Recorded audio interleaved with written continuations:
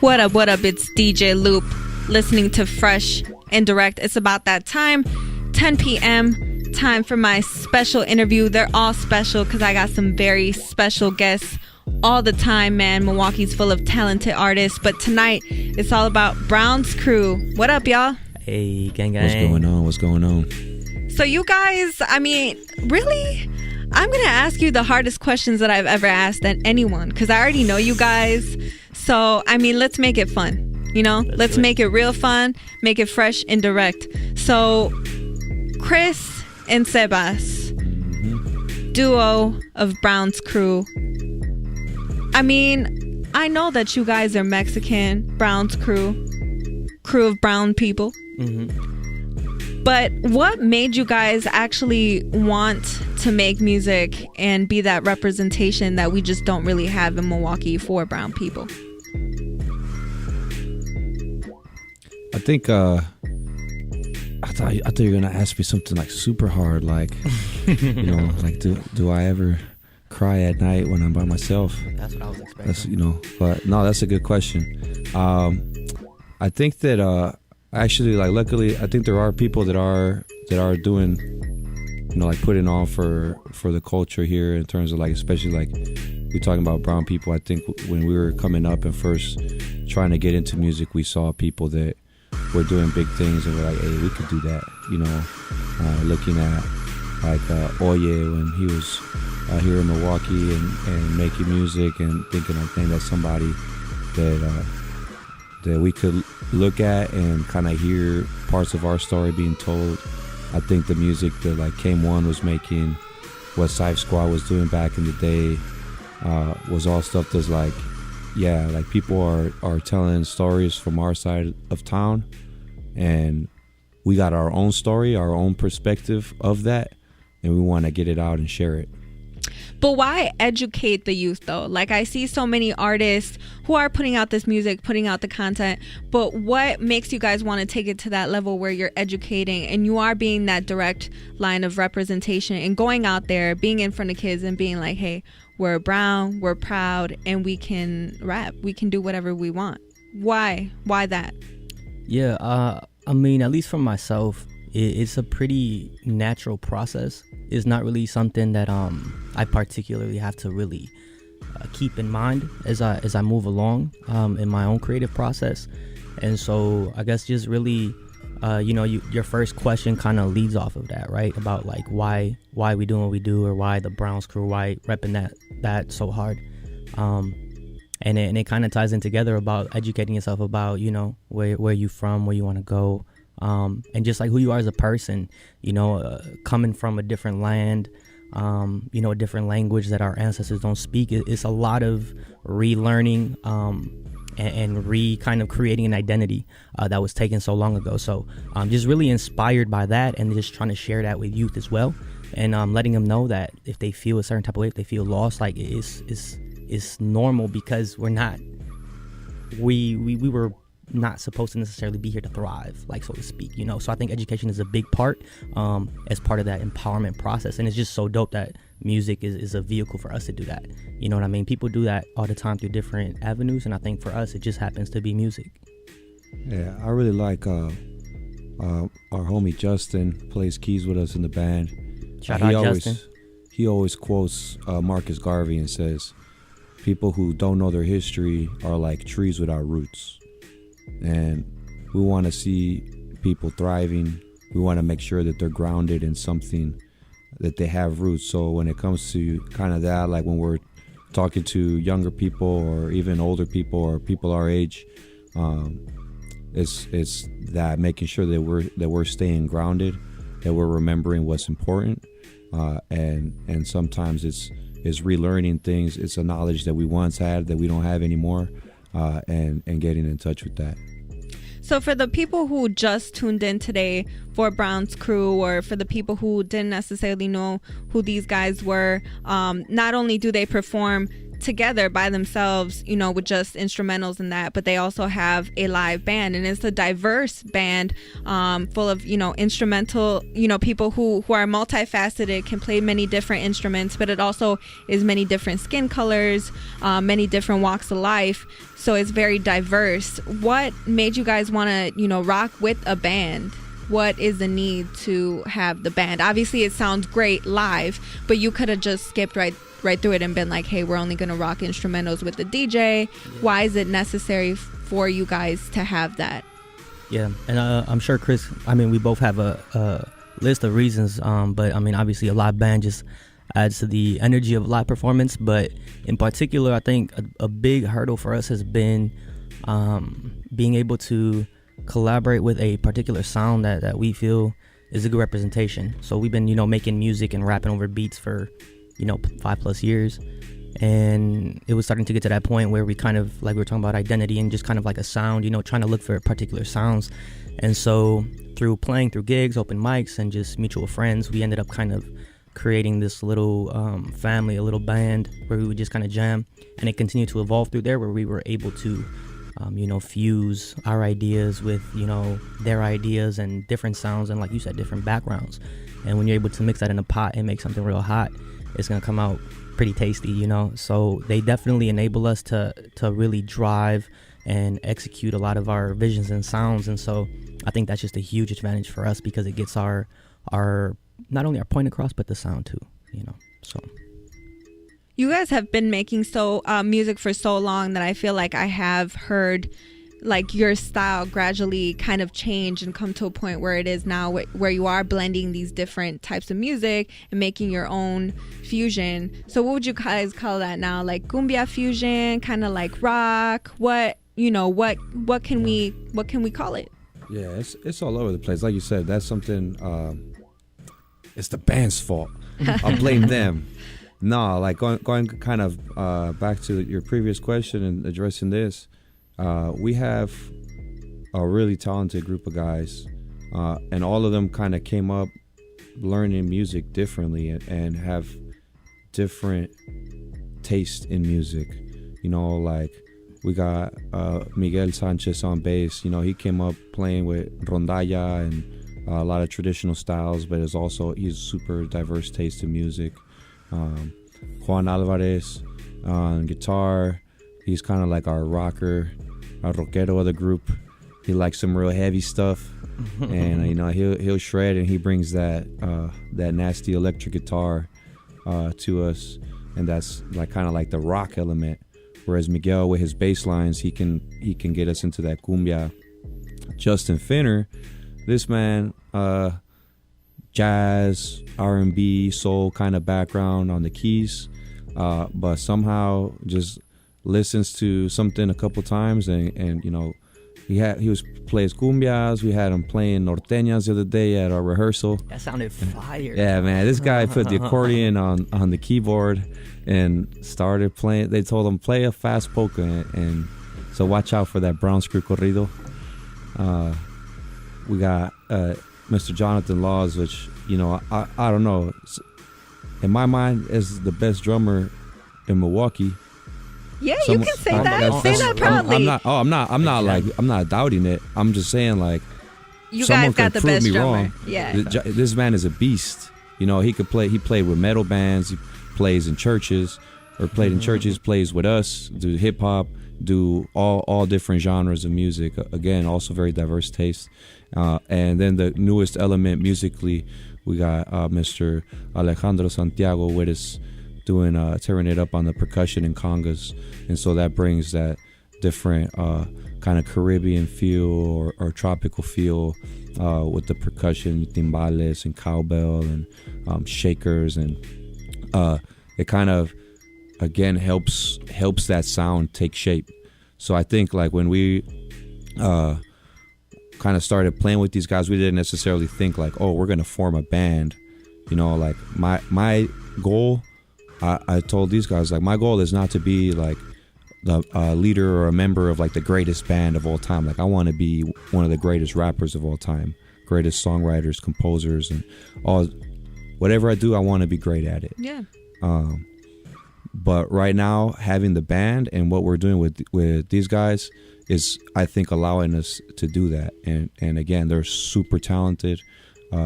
We are able to pick things up real quickly, and we will. If you come to one of our sets, you're gonna hear cumbia, you're gonna hear some rock, you're gonna hear some soul, funk elements.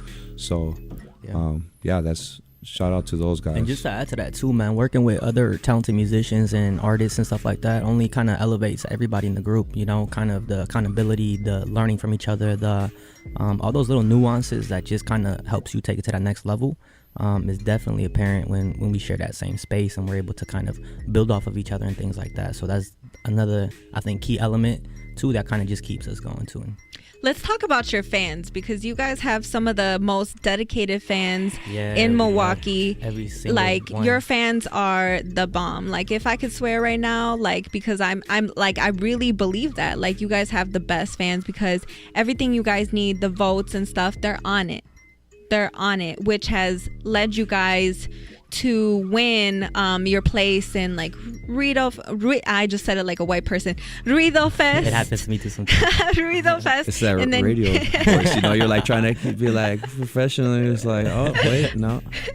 And Summerfest, you guys won the best new emerging artist or something like that. Can you guys elaborate on kind of like what your fans mean to you? You know, just gas them up a little bit, because they're listening right now. In truth, they are listening right now. And what were your expectations for both of those contests? And, you know, obviously your vision was surpassed, because your fans showed up for you in terms of voting and stuff like that. Like, how does that feel? I think my bad, bro. Go ahead. Like, just to even hear like your fans, like that to me is like, that blows my mind, because I'm just like, what? Fans? I was like, no, that's just my homies that rock with us. You know, they like what we do. But it really does. Like, I'm always blown away by the support, and y'all have heard me say that before. You see me on social media, like that's real genuine, because every time we do a show, or there's something that we need support with, like, there's different people. I'm like, I don't know who's gonna come tonight. Like everybody's already been to one of our shows, and then there's new people that come on. They say, you know, I've been following you guys. I'm proud of what you're doing. You know, even like older folks. Like, I was at Camacho's. Shout out Camacho's. They're on 6th and Pierce, chopping it up with like the OGs, old heads over there, and like older people were coming up and like, yo, this is Brown's crew right here. Like, this is the guys I was telling you about. Like, oh, we heard your song. Like, oh, I saw your article in Shepherd Express, and stuff like that. And just being like, dang, like I always think of Los Tigres del Norte, the jefe de jefes. He says, Los amigos de mi padre me admiran y me respetan. My father's friends admire and respect me. And that, like, to feel that, like, that's legit. But it's all love. Like, the South Side always shows us love. The North Side shows us love. Like, all Milwaukee, and really like like anybody we've interacted with, like, you know, from Florida to California to Minnesota, like everywhere we go, like people just really relate to what we do and support us. And so we love y'all for that a lot. I just want to add, I don't know if you had anything to say, Sebas, but I feel like just the fact that your music is so universal, that definitely helps you out with exactly what you guys said, because out of all the, and this is not to, you know, choose favorites or play favorites, but out of all the artists that were on that, you know, emerging artists, you guys were the only ones who had like a sound that could connect with almost anyone in the crowd. Like, everyone has their own distinctive style, and so do you guys. But just the fact that you guys make music for all kinds of people is really, I feel like, what helped you guys win that, because there's so many artists on that lineup that have been making music for years. People know them in Milwaukee, but for some reason they just still don't have that fan base that you guys do. And I just want to commend you guys for that, because that's respectable, and that's exactly what's going to get you guys to where you need to be. That's going to get you to be the best composer, the best rapper, because you make music for everyone. You're not like selective about what your style fits or who it's for or anything like that. And that's the beauty of making music. Like, that's the best part, I feel like, to be able to entertain everyone, from your your parents' friends to your parents, because I know your mom goes to all of your shows, Chris. I know, I see her, she's dancing all the time, and it's wonderful to see people connect on that level. Can you guys tell me a little bit of like what happened with Ruido Fest, if you don't mind, and kind of like what the hurdles for sometimes shows can be, you know, the honest truth about sometimes, you know, is it the right fit for your career, or is it just not the right business? Can you tell me about that? Yeah, for sure. So we heard about a play-in contest, a voting contest. It started off as first to get a spot at Ruido Fest. And so we applied a couple days late to the game, but again, due to the fans and the daily voting and the reminders and them, the fans showing up, we were able to secure a top 5 spot within I don't remember how many bands were there, but it was definitely 20 plus. And we were the only band outside of Chicago, the Chicago area. Actually, there was one other group. And so we had secured the voting for the top 5. And for some reason, they decided to extend the day one extra day out of the blue. And so after that extra day of voting, we actually got knocked out of the top 5. And so for us, it was just kind of like, dang, like what's the deal with this? And some of the groups had some fishy numbers with the votes on the last day. Things just weren't adding up. But we were like, you know what, it is what it is.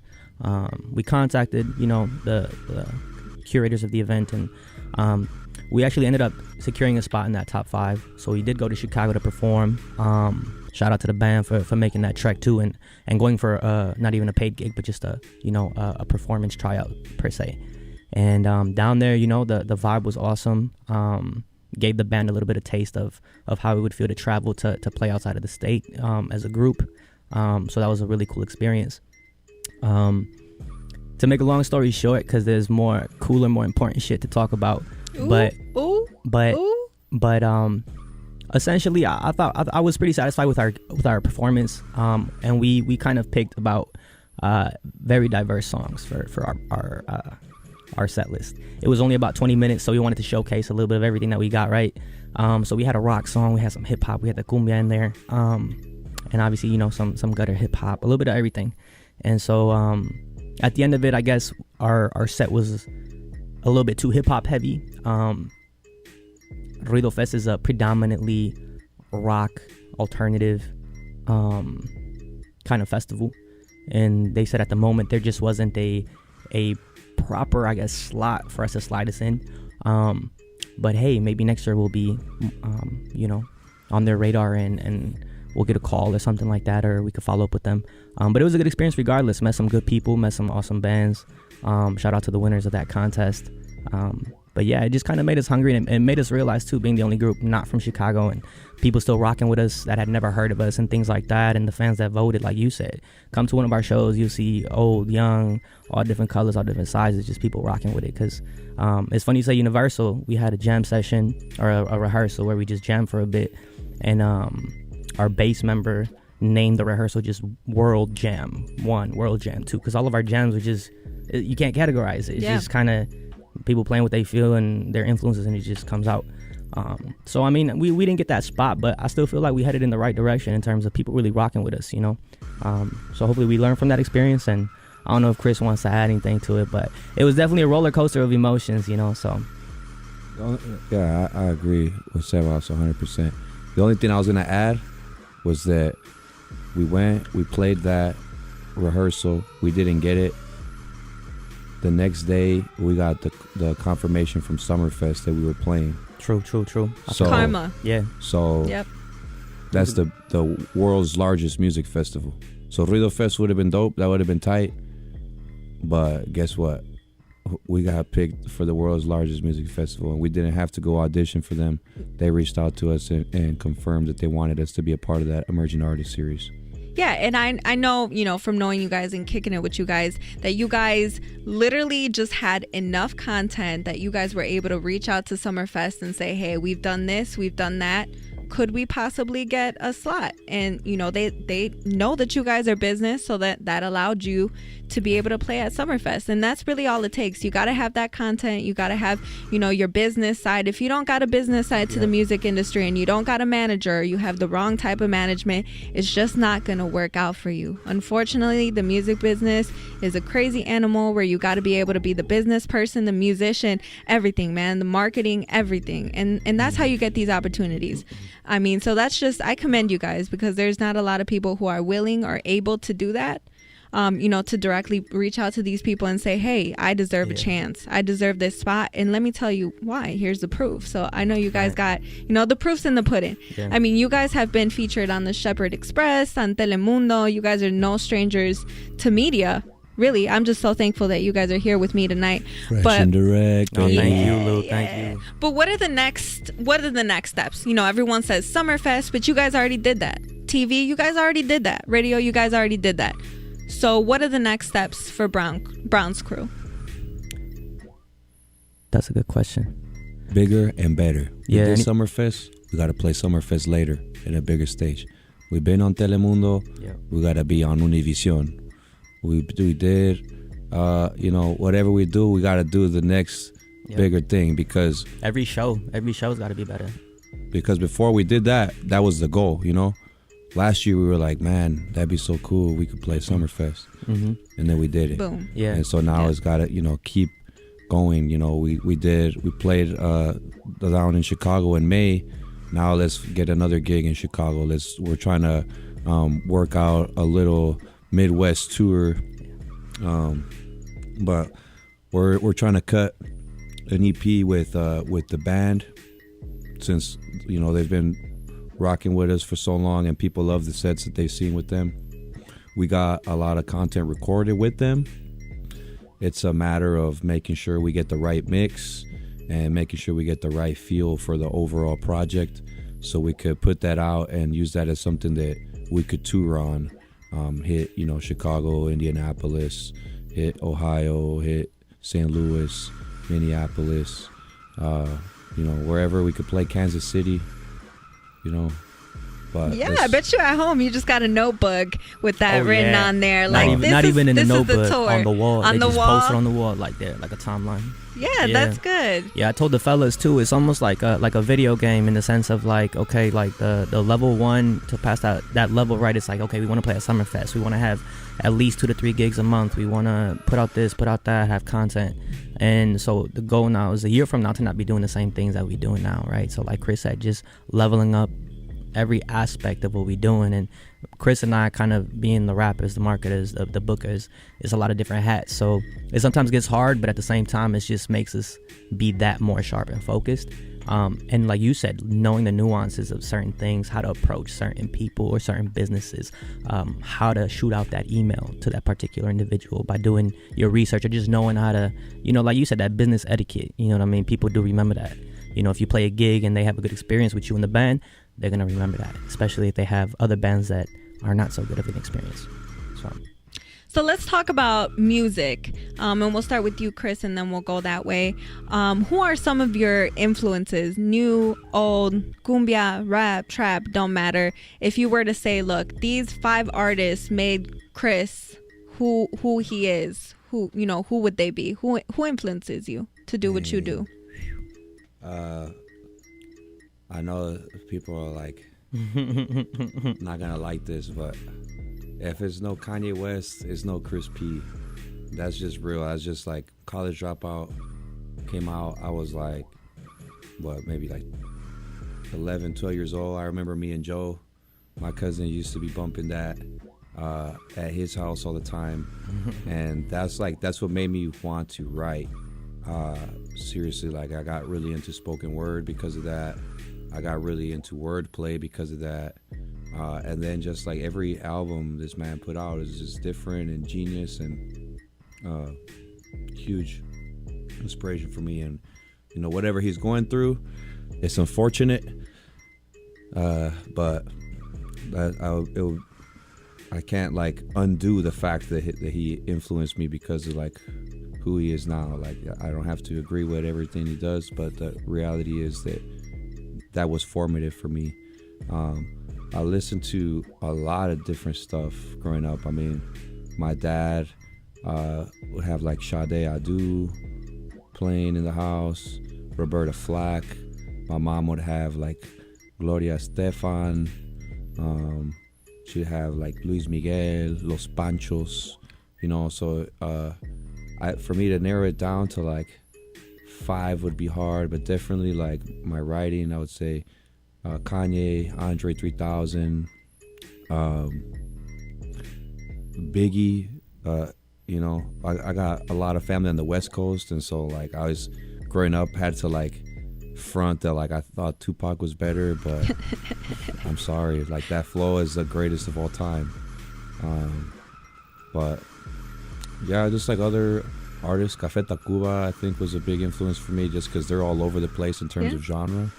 You know, they have a lot of soft rock and then like some real hard-hitting rock, and they make influence música norteña and música jaranera and different stuff. So I'm all over the place in terms of influences. I was joking with the guys, like joking but not joking. I want to cut a little EP that's gonna be like 5 or 6 different genres, like all a song of each. So I got the blues song down. We're working on the corrido right now. The rock song will be easy. The hip hop song will be easy. And then I gotta just think of I don't know, maybe I'll do a jazz song or something. I don't know. When you do, you gotta send it over my way, because I have yet to see, from a DJ standpoint, I usually can say that most MCs stick to a certain range of BPMs. They stick to the same. Maybe they'll go up, 2, if the one song is at 80, the other song will be at 82. So it's going to be very interesting to see you do that. And I want to hear it because I have not seen no one do that. Usually, they stay within that same BPM. But how about you, Sebas? Yeah, so I initially thought it would be easier for me to answer second, but but man, yeah, I'm just trying to think off top too. Like my dad listens to a lot of romantic older Mexican music. Lil Dan, yeah, like smooth music like Lil Dan. Los Panchos are smooth too. My mom's is Texan, so a lot of norteño music, a lot of Ramon Ayala, a lot of that kind of feel. Los Tigres del Norte, that kind of genre, Selena. So that was kind of like growing up, and my first hip hop, like dose of hip hop, actually came from my sister. So Tupac Shakur was probably like the first hip hop artist that I really was like, damn, like he a poet, he a writer, he's a ballerina at one point. He's just kind of showed me a whole different side of like hip hop per se. And I think I was in like 2nd grade, and she actually gave me printed out lyrics of a song. So shout out to Cheech if you're listening. And I still remember the lyrics. I won't recite them for y'all right now. But it was about his boy Kato. I think it's called As I Bailed Through the Empty Hall. I don't remember the name of the song, but I know the entire words. But I remember that, and that just kind of set it off for me in terms of like just hip hop and writing. And she was super big in the Chicano culture. I know in Milwaukee maybe 20 years ago, it wasn't as I feel like strong. It was there, but it wasn't as strong, and like that pride wasn't there. And so I don't think she really had a lot of folks to identify with. So when she would find folks here from Cali, or when she would connect with other Latinos in the city that were about the whole brown pride and the low riding and the sureño, like that whole vibe and that whole West Coast feel, that really influenced me coming up too. And that's kind of why I've taken on that whole that brown pride, you know what I mean? Like real big, so like Awkward, SPM, Lil Rob, Mr. Sancho, like the list goes on and on so I listen back now, and some of them I don't even really rock with like that, but they were so formative for me. So I guess that whole genre, like I said, I don't even have artists like that I could pinpoint, but I guess for like hip hop, especially Kanye for sure, Tupac, Andre 3000, A Tribe Called Quest. Right now I've been listening to a lot of I try to not listen to too much music either. I feel like it kind of influences like my like me, you know what I mean? But I do like me some Gold Link. I love me some Sango anytime, any place. And yeah, I mean, good music is good music, you feel me? Yeah. So it's hard for me to narrow it down, but I guess those are some of the names. probably didn't really give you a top 5, like a top 20. Oh, no, it's okay. I like when you guys deviate from what I ask you, because then I get to know, okay, so this is what, you know, because when you think of top 5, I know it's hard to narrow it down. I got my top 5 MCs or rappers, but like all genres, like damn. And then jazz, like I play the sax too, so it's like you got to throw in some Miles Davis in there, you got to throw in some Charlie Park, you got to throw in some Chuck Berry, you got to throw in some, just a little bit of everything, you know, a little bit of everything. And that's what I like, man. Learning new things about you guys that I didn't know. I didn't know that about you. I didn't know you played jazz. Yeah, they always tell me that I need to like pick it up again to play with the band and stuff. So I might have to take that up for real. We're trying to get. You should. We're trying to convince them that, like, you know, how baller is that we're just in the middle of a set and then the next song, Seba switches over. It's like hold on up some real quick. On some Masego style. Opens up his case. Pulls out the sax. I told him, I was like, even if it's the most basic thing ever, like just the fact that you're up there on the stage playing the saxophone and you can tear it up on the mic, like, come on. It's gonna happen. It'll happen. It'll happen.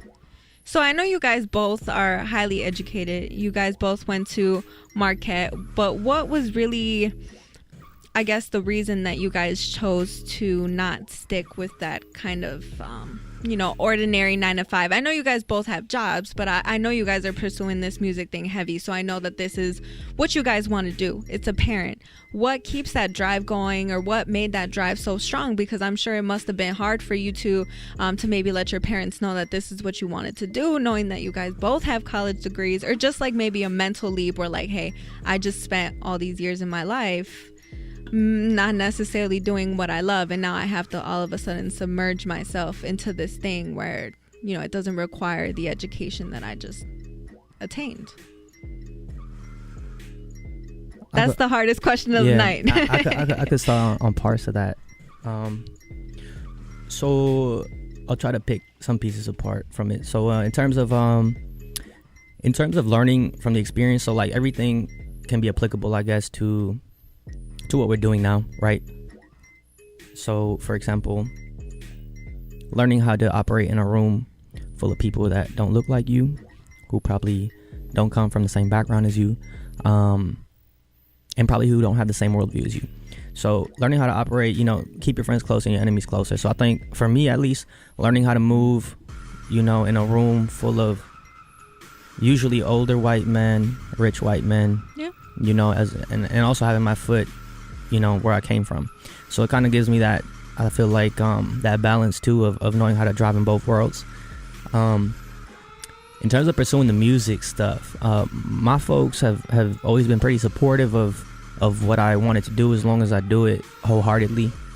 So I'm blessed in that sense. I mean, even when I wanted to start playing music, the saxophone, I remember my mom signing me up, within weeks. I realized that not everybody has that opportunity, and so I've been blessed throughout my entire life to be pushed. I started painting shortly after that, and music didn't really come until later in high school, in terms of rapping and songwriting. And I think at the time it was just more so like a hobby, and my parents, I feel like, felt that way too. And my mom's passed away about 2 years and some change ago. Shout out to moms.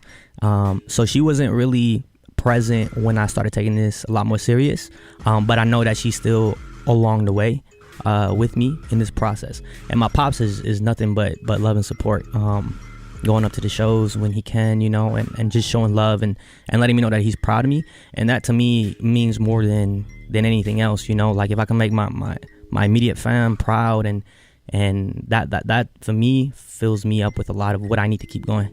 And so yeah, for me, it's never been too much of a struggle with family support. It's more so of like a belief thing. Like, I was talking to my grams, and like she did not regard anything that I would say to her until I was finally on Telemundo. Like, you know what I mean? Like, she was watching, she's like, I saw you on TV.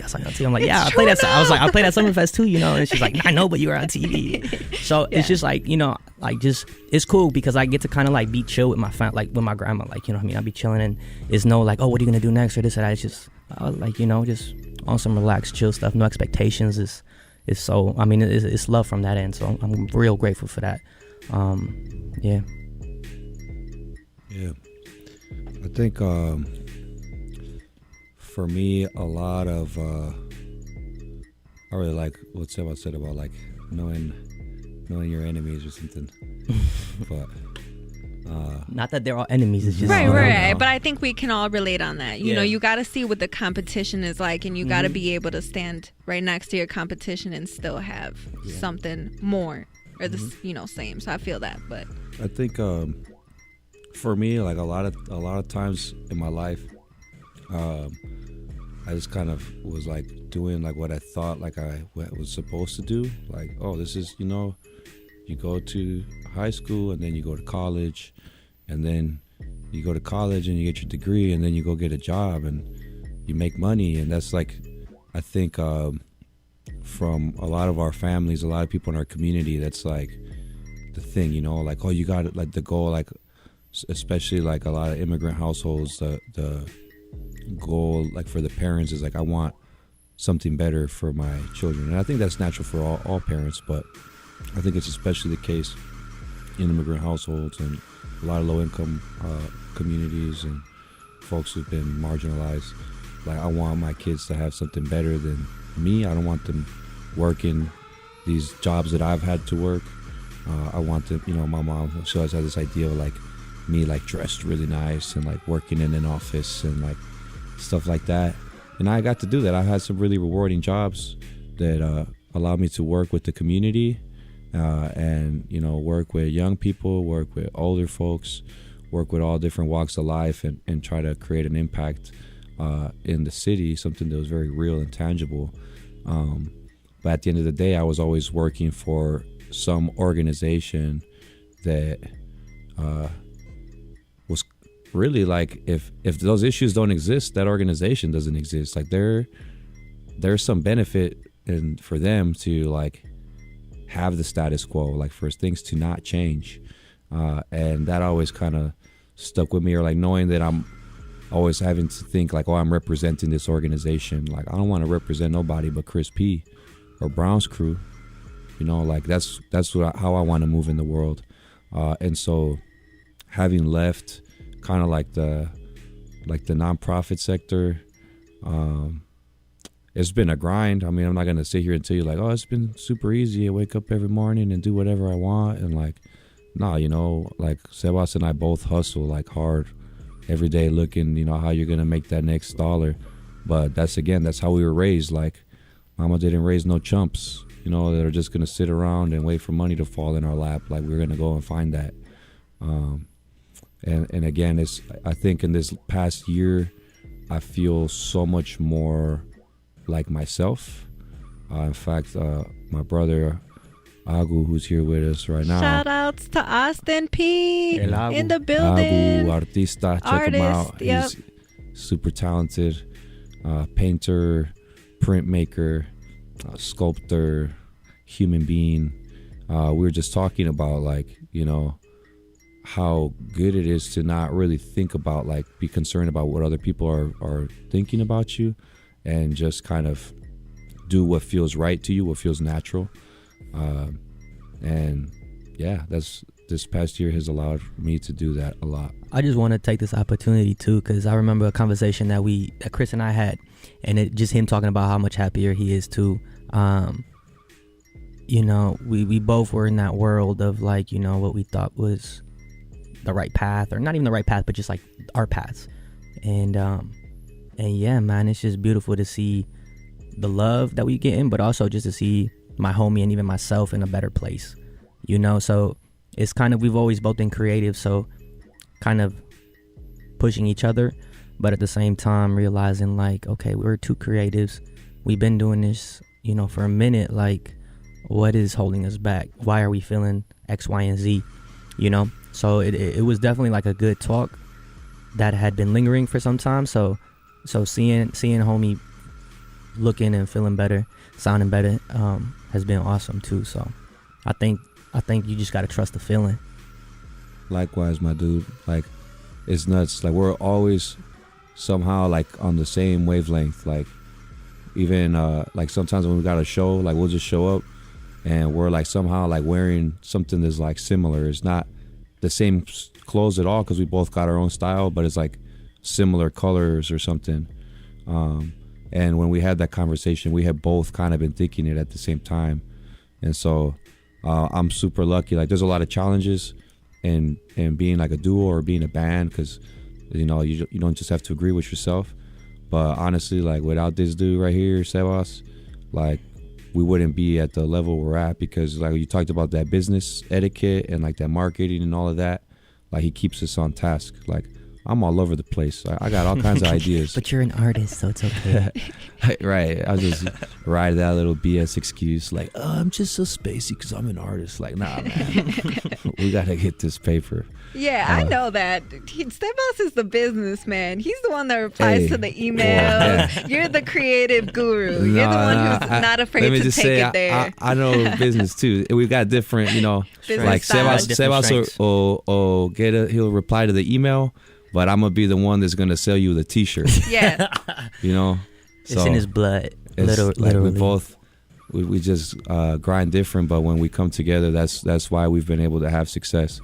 But yeah, no, I just wanted to say thanks to you as well, bro, and it's good to see you. Both of us, I think, are, even when we're bumping heads, that's why we got these scars on our head. You guys remind me of that Outkast album, Aquarius. We just said that. We literally are. You guys an literally Aquarius are. and a Gemini. You are. Yeah. So, That's what it is. You guys should listen to that album when you yeah. can No, together in the same room, and I'm sure you guys will get some. That would be a different great experience. ideas. we were talking about a Browns Crew retreat, so that could be one of our activities. Yes, listen to that album, and I'm sure you guys will get something out of it, because you guys are like a reincarnation. Do you guys know which one is the Aquarius and which one is the Gemini? For sure. And Okay. I feel like the personality, like, I see you it for big sure. boy, I'm big, and yeah. you Andre 3000. Oh, Yeah. with the hair. Yeah. Oh, with the hair. You are Andre. Oh, okay. Now I'm geeked. I'm gonna go home and listen to that album now, because I'm feeling it. I want to see what it is. All right, but Mil Aires. Let's talk about the video drop. The video release. I know you guys were waiting, and I was waiting literally to the last minute. We are gonna play Mil Aires on the radio, even though I've been playing it since you guys sent it to me for the most part.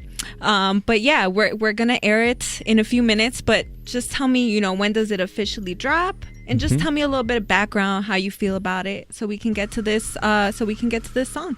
For sure. So just a real quick recap. So the song is in collaboration. It dropped actually the day before Chris P's birthday, back in mid-June. And so that song was in collaboration with a group from Argentina. The name of that group is Agrupación Ilegal Los Imparciales. They specialize in cumbia chicha or cumbia psicadélica. And we were able to connect with them, made a track. And we have our music video for that single to release next Monday, August 5th. Courtesy of Brown's Crew, the community, and the shooter Bianca Fuster, and we are extremely excited to share it with y'all. And yeah, just a big shout out to everybody who made that happen. Jesus at Mazorca, like I said, the community coming out, and everybody else who played a role in that. The homies who came and pulled up with the classic cars. Just so many elements. Chris's mom coming through and helping us be the designer, on some like for real stuff. Just everybody putting their little. We had a super dope DJ that DJ'd the party. Yeah, this you might have heard of her. Her name is DJ Loop. I do things on the weekends. But yeah, so we're really excited to share that night with and that video with everybody. So you guys are on what streaming platforms, and what is your social media handles so everybody can go check you guys out? I was going to let Chris go because he has a better radio voice, but all of our handles on social media is Brown's Crew, BROWNS _CREW. You can find us on all streaming platforms, iTunes, Apple Music, Spotify, SoundCloud, Bandcamp, Deezer, all those. So you can follow our personal pages too. Mine is super weak, so you would do me a favor. I'm not good at staying on that, so you can follow Golden_Flaco on Instagram. If you find my Twitter, congrats, because I could barely get into that thing. So yeah, your Twitter game is pretty lacking. I think all of us here in Milwaukee, for some reason, doesn't really use Twitter that much. Twitter was dead. It's my favorite. It's my favorite social media platform, but it's the one where I post the least amount of content, I feel like. but it's just my favorite because it's, I thought it just it's fell thoughts apart, instead of pictures. Yeah, I mean, I don't even use mine. But moving ahead of that, Mil Aires, you guys are gonna drop it on YouTube, right? Or is it gonna be YouTube? The video will be on YouTube. Okay, yeah. through YouTube, and then it's gonna be dropped on your Browns Crew page. Okay, got it. Just letting the listeners know. Yeah. So you guys got any shout outs, anything y'all want to say before I play Mil Aires? I do. It's a sensitive topic, but I do just want to give a big dedication to the group, Los Imparciales, down in Argentina, as well as their lead singer who passed away back in March of this year. I haven't really said anything because it's not really my place, but what better way to dedicate, pay dedication to somebody. So this song is a really joyful song, and so it's definitely paying homage to him and his family and his loved ones, just to kind of keep his spirit alive through our music. So much love to all of them out there. You got anything, Chris? Want to use that? You do have a good radio voice. I'm not gonna lie. I hear it and it sounds really good. You got anything to say? Just thanks for having us, Fresh and Direct Radio. Y'all better keep tuning in, and thanks to everybody that's been supporting Browns Crew. And when you said fans, I was thinking of it was like when we first started talking about Browns Crew, people were like, so who is Browns Crew? What is that anyway? And we'd be like, we are, you are, we all are. We about to be like Wu-Tang in this piece, be like 30 deep, showing up places. So yeah, shout out to all of y'all. It's all love. Thank you. So that was the wrap. 10 p.m. interviews every week on Fresh and Direct. This week we had Browns Crew in the building. Time to get to their latest single, Mil Aires, soon available through video on their website, but it's already available on streaming platforms. Without further ado, Mil Aires. Peace, y'all.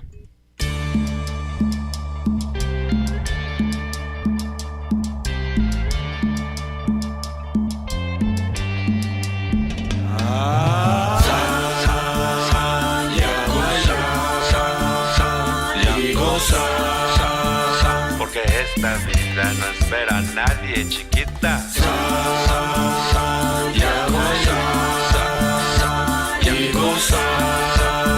Porque esta vida no espera a nadie, chiquita. Soy cumbiero y curandero. Digo lo que siento, hago lo que quiero. Quiero sentir el viento entre mi pelo, así que voy en carretera con la modelo de mis sueños y suena un ritmo distinto, mijito. Welcome to my cumbia. Ay papá, cómo me van a tumbar si el pueblo me respalda en cada ciudad que yo visito, porque hablo la verdad.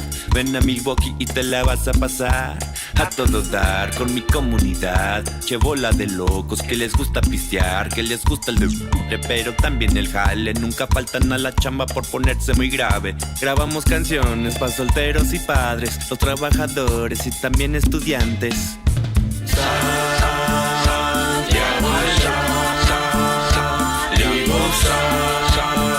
Porque esta vida no espera a nadie, chiquita.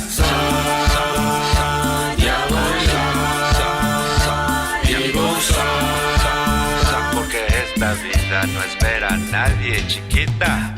Ponte listo, si no te comen vivo. Soy el hijo del sol y te traigo este ritmo bien fluido. Desde chico por sonidos de la calle, donde es más fácil conseguir un cohete que un jale, pero vale, todavía vamos adelante. Dolor despierta fuerzas, un detalle importante. Mientras buscas tu camino, la gente habla bastante. Solo lávate de ello como antioxidante. Solo soy un niño callejero, bien rico, con poco dinero. Bailando, paso a pasito, en la vida no hay prisa, hay que darle despacito. Curandero, pachuquero, con la mente de llavero. Abro puertas hacia el cielo, ascendiendo que viajero. Antes decían cuate, ahora me dicen mero mero. Esta música que pega, esto es cumbia para el pueblo.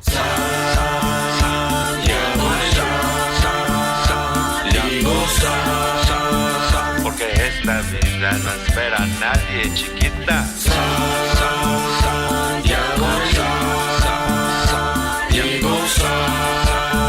Porque esta vida no espera a nadie, chiquita.